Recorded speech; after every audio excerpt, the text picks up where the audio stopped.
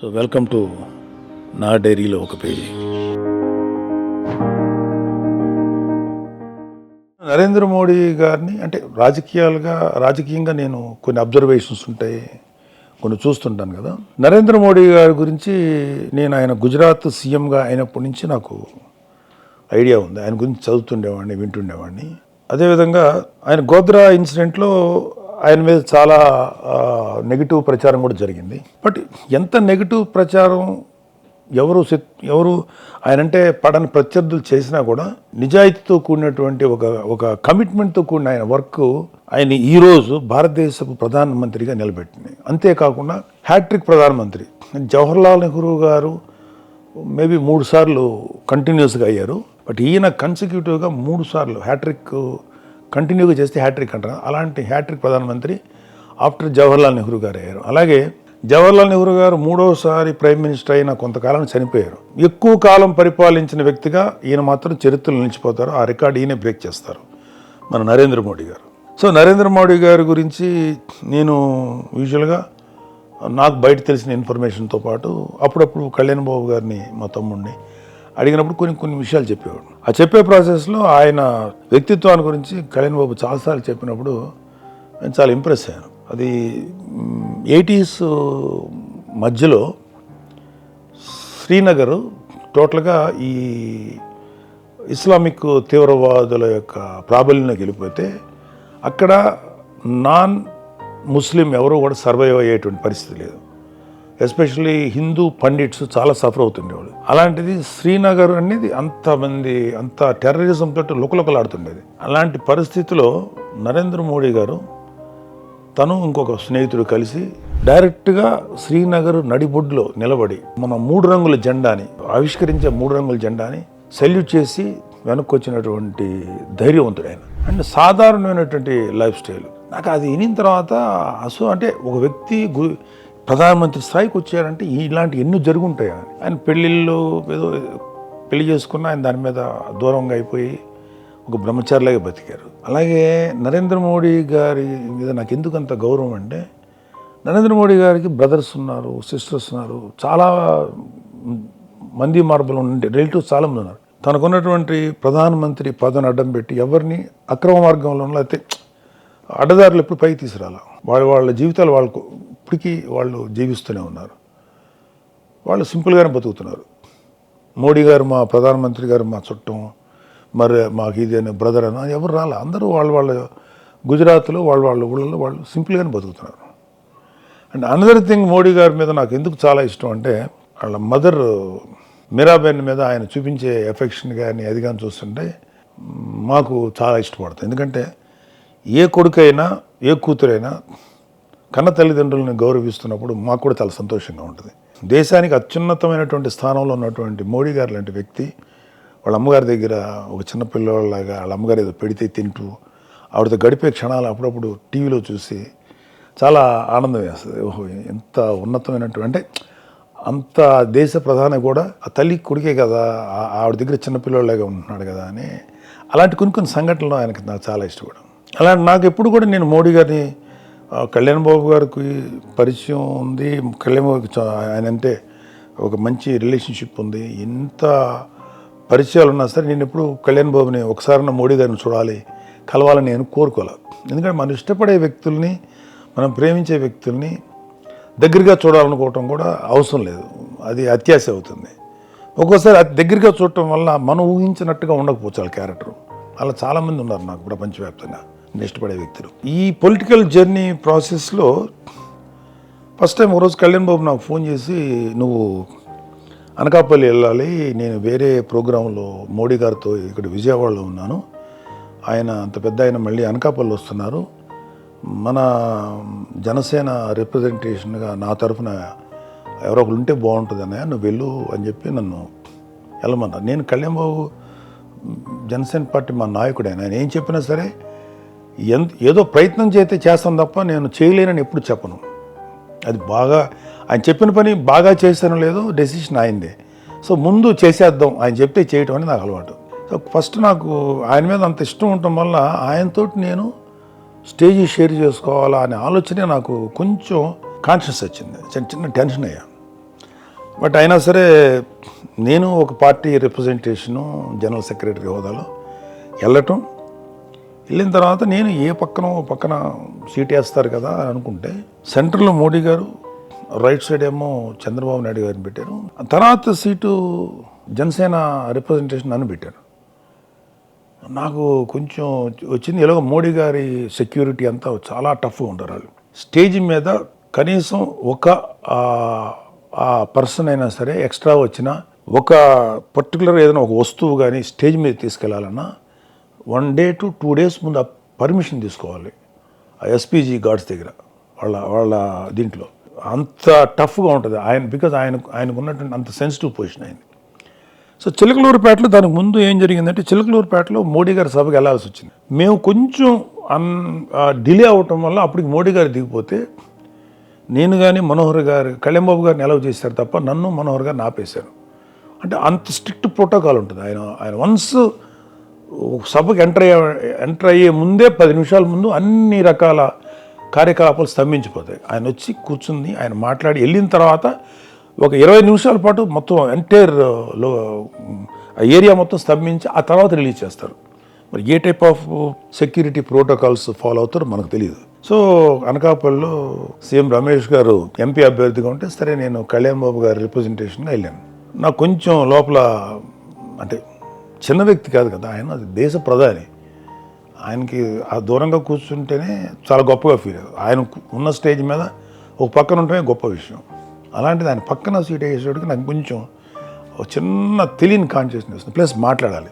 నాకు రమేష్ గారు చెప్పారు, మీకు ఎక్కువ టైం ఉండదండి, మీకు ఓన్లీ 1 minute లోపల 1.5 minute లోపల మీ స్పీచ్ అయిపోవాలి. ఆయన స్టేజ్ మీద ఎక్కిన తర్వాత గంటలు అలాగే నిమిషాల ప్రకారం ఎవరు మాట్లాడకూడదు, ఓన్లీ 2-3 minutes కంటే ఎవరికి ఉండకూడదు అంటే సరే నేను అంతగా ప్రిపేర్ అయ్యి మాట్లాడదాం వెళ్ళాను. పిఎం గారు రావటం లేట్ అయిపోయేటప్పటికి కొంతమంది మాట్లాడాల్సి వచ్చింది. అలాగా సీఎం రమేష్ గారు మాట్లాడారు, ఆ తర్వాత నేను మాట్లాడుతుండగా మోడీ గారు హెలికాప్టర్ ల్యాండ్ అయింది. నేను మాట్లాడాల్సిన మాట్లాడి కూర్చున్నాను.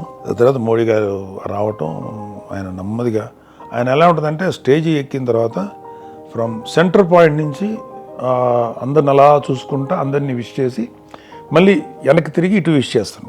మోడీ గారికి తెలుసో లేదో అంటే తెలిసి ఉంటుంది, కానీ నాకు కాన్షియస్ తెలుసో లేదో నేను ఎవరో ఆ పక్కన చంద్రబాబు నాయుడు గారితో మాట్లాడి ఇటు తిరిగితే నేను నమస్కారం సార్, నా పేరు నాగబాబు అండి, నేను పవన్ కళ్యాణ్ గారి బ్రదర్ని, జనసేన ఆయన అన్నాడు. అంత అయిపోయింది. ఆ తర్వాత ఆయన స్టేజీ ఆయన వెంటనే వితిన్ 2-3 minutesలో ఆయన ప్రసంగం స్టార్ట్ అయింది. ఇంకా ఆ రోజు అద్భుతంగా మాట్లాడారు ఆయన. ఆ స్టేజ్ మీద ఆయన మాట్లాడే కమాండ్ చూస్తే నాకు కంచు కంఠం అయింది. ఏం మాట్లాడుతున్నాడు ఆయన, ఇంత అద్భుతమైన స్పీకర్. ఆ మాట చూసి చాలా అలా చూస్తుండిపోయినా ఆయన మధ్యలో ఆయన మాట్లాడే మాటలు. స్టేజ్ మీద విజయ సూచికని అందరూ హ్యాండ్స్ రైజ్ చేస్తారు. కొంచెం దూరంగాను డిస్టర్బ్ చేయకూడదనే కాన్సెప్ట్లో ఉంటాం. సరే ఎప్పుడైతే ఆయన ముందుకెళ్ళి విజయ సూచిక వేస్తున్నారో చేయటానికి వెళ్తే నేను వెళ్ళాలా వద్దా అనే కాన్సెప్ట్లో కొంచెం వెనకం చేస్తే ఆయన మరి ఏం గమనించారేంటో లేదా ఇట్లా అని నన్ను పిలిచి మధ్యలో భరత్ గారికి ఆయనకి మధ్యలో నాకు ప్లేస్ ఇచ్చి ఆ హ్యాండ్స్ పైకి లేపి చేస్తే నాకు నిజంగా ఏంటి ఈయనకి అంటే ఇంత గుర్తుంచుకుంటారా ఒక వ్యక్తి అంటే నాలాంటి మొహమాటస్తుడిని గుర్తించి ఇతనికి మొహమాటం మనం ఆయన గుర్తించి ముందు తీసుకొచ్చి ఆ చెప్పడంలో నాకు చాలా ఇంప్రెస్ అయ్యాను. అంటే అతన్ని వ్యక్తిత్వం అన్నీ ఎలాగో లైక్ ఆయన అంటే ఆయన ఏం చేసినా ఆ స్టేజ్ షేర్ చేసుకోవడం గొప్పగా అనుకునే నాకు ప్రిఫరెన్స్ ఇతను మొహమాటస్తుడు మనం పిలవాలని పిలవటం అనేది అది లీడర్షిప్ క్వాలిటీ అనిపించింది. సో ఆ రోజు అలాంటి ఎక్స్పీరియన్స్ అయింది.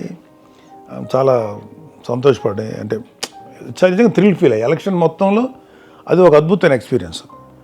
మళ్ళీ వితిన్ ఒక 1 week లోపలే తర్వాత వితిన్ 5-6 daysలో మళ్ళీ కలికిరిలో నువ్వు వెళ్ళాలన్నారు. ఆ రోజు అయిపోయిన తర్వాత కూడా నాకు ఆకలికి లేదు, విపరీతమైన స్ట్రెస్తో ఉన్నాను. ఎందుకంటే ప్రపంచం అంతా గౌరవించే వ్యక్తి మన దేశాధినేత ఆయన పక్కన ఉన్నటువంటి అసలు ఊహించుకోలేనటువంటి ఒక అరుదైనటువంటి అవకాశం, గొప్ప గౌరవంగా ఫీల్ అయ్యా. నాకు అప్పుడు అనిపించింది పవన్ కళ్యాణ్ గారు నన్ను ఎంపీగా వద్దు ఆయనకి బీజేపీకి ఇవ్వాలి అనుకున్న మా పవన్ కళ్యాణ్ గారి నిర్ణయం ఎంత గొప్ప నిర్ణయం. ఆ రోజే నేను తెలుసు గొప్ప నిర్ణయం అని. ఆ రోజు ఇంకా సంతోషపడ్డా. నాకు అనిపించింది నేను ఒక ఎంపీగా నిలబడటం కంటే ఆయన ఉన్న సభలో పార్టిసిపేట్ చేయటమే నాకు గొప్ప విషయం అనిపించింది.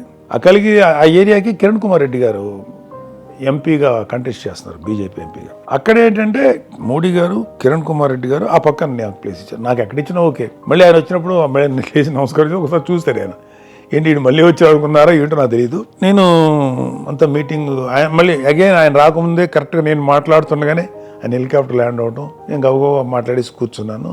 తర్వాత కిరణ్ కుమార్ రెడ్డి గారు మాట్లాడారు, నెక్స్ట్ మోడీ గారు మాట్లాడేశారు. ఇంకా ఆయన ఆ రోజు ఆయన ఏదో ఒక రకమైనటువంటి ఒక మూడ్లో ఉన్నారు. ఆయన చాలా టఫ్గా మాట్లాడాను. ఎవరైనా సరే ఈ గంధపు చెక్కలు కానీ లేకపోతే ఎన్విరాన్మెంట్ కానీ ఈ కరప్షన్ చేసే వాళ్ళ తాట తీస్తానని ఆ రోజు డిసైడ్ చేశారు. అద్భుతంగా మాట్లాడారు. ఆ రోజు కూడా అదేంటి కలికిరిలో కూడా మా జనసేన ఇన్ఛార్జి డాక్టర్ హరిప్రసాద్ గారు, అక్కడ ఏమైందంటే నేను కొంచెం అంటే ఏది కూడా నేను ముందుకు దూసుకెళ్ళను. చాలాసార్లు చూస్తుంటాను, నేను పవన్ కళ్యాణ్ గారి పక్కన దూరంగా ఉంటాను, చిరంజీవి గారి మీటింగ్లో దూరంగా ఉంటాను. మేము విడిగా కలుస్తాం తప్ప పబ్లిక్ మీటింగ్స్లో మేము కొంచెం దూరంగానే ఉంటాం, ఎందుకంటే మిగతా వాళ్ళకి రాని అవకాశం ఉంది. నేను వెళ్దామంటే నాకు ప్లేస్ దొరకల. ఆఖరికి మా హరిప్రసాద్ గారు లేదన్నయ్య మీరు రండి, మీరు ఇక్కడ నిలబడి అంటే ఆల్మోస్ట్ ఒక 12 అడుగులు పక్కకి వెళ్ళి మోడీ గారి సెంటర్లో ఉంటే 12 అడుగులు పక్కనంటే ఒక 10 మంది 11 మందిని దాటి ఆ పక్కన ఇక్కడ నిలబడబోతుంటే మోడీ గారు క్యూ నుంచి వెనక్కి వచ్చి నన్ను మళ్ళీ పిలిచారు. నేను ఆయన అంత పెద్ద ఆయన పిలిచారు, పరిగెట్టుకుంటూ వెళ్తే లోకేష్కి నాకు మధ్యలో నిలబడు బాగుంటుంది అని చెప్పి, అంటే ఎక్స్ప్రెషన్ అది. సో ఆ రోజు కూడా ఆయనతో కలిసాను.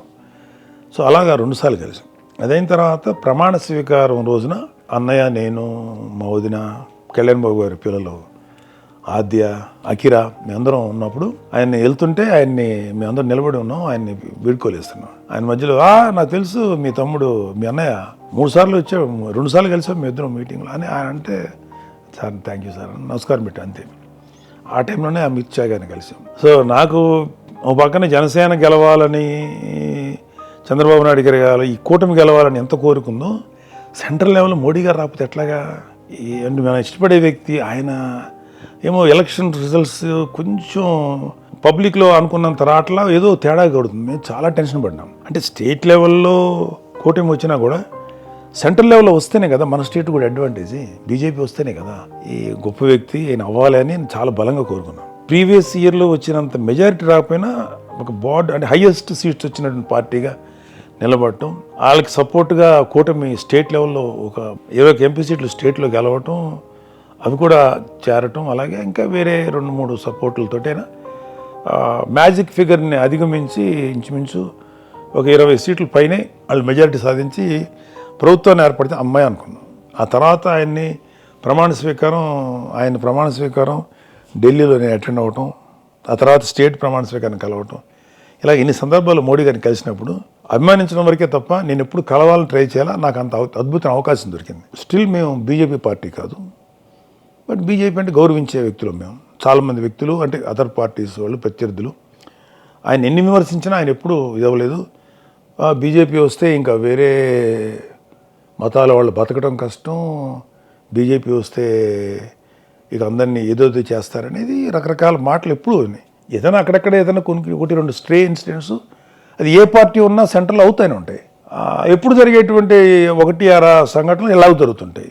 అది డిపెండ్స్ అపాన్ ఆ కాలమాన పరిస్థితులను బట్టి, ఆయా ప్రాంతాలను బట్టి, అంతే తప్ప ప్రత్యర్థులు ఆరోపించినంత దుర్మార్గం ఏం జరగకపోగా అందరూ ఆయన వల్ల ప్రతి మతస్థుడు, ప్రతి కమ్యూనిటీ అడ్వాంటేజే పొందారు తప్ప ఎవరు నష్టపోలే. మోర్ ఓవర్ ఏంటంటే చాలామంది నాన్ కరప్టెడ్, అంటే అసలు కరప్షన్కి చాలా దూరంగా ఉంటారు. అందులో మోడీ గారు లాంటి దేశాధ్యక్షుడు లాంటి, దేశానికి ప్రైమ్ మినిస్టర్ లాంటి వ్యక్తి జీరో కరప్షన్, ఆస్తి లేదు, వ్యక్తిగత ఆస్తి లేదు. కొంతమంది ఆయన అంటే ఇష్టపడిన వాళ్ళు కామెంట్, మోడీ గారు వేసే డ్రెస్సులు ఎంత ఉంటాయి తెలుసా, ఒక డ్రెస్సు లక్షల్లో ఉంటాయి, 2 లక్షలు 3 లక్షలు ఉంటాయి.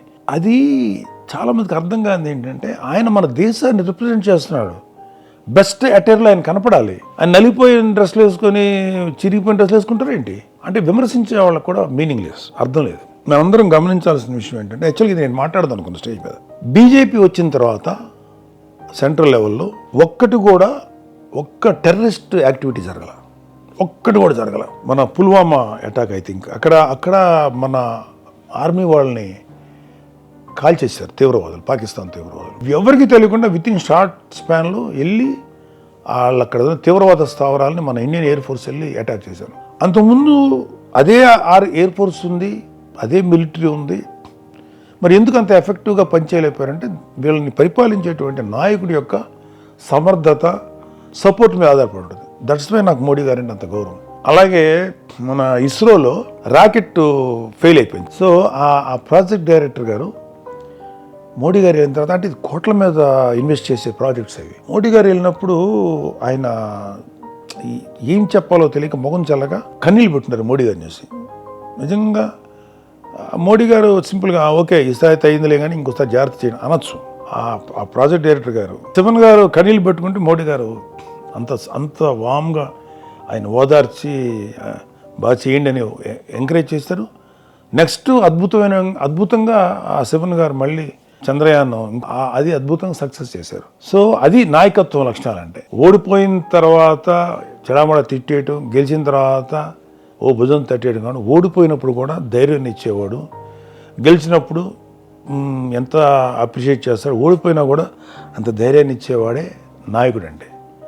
ఆ గొప్ప నాయకత్వ లక్షణాలు ఆ మోడీ గారికి ఉన్నాయనేది నేను చెప్పదలుచుకుంది ఉంది. 2019 ఎలక్షన్స్లో కూడా మోడీ గారే భారతదేశానికి ప్రధానమంత్రిగా ఉండాలని నాకు కోరిక. చూద్దాం ఎలా ఉంటుందో. Thank you very much.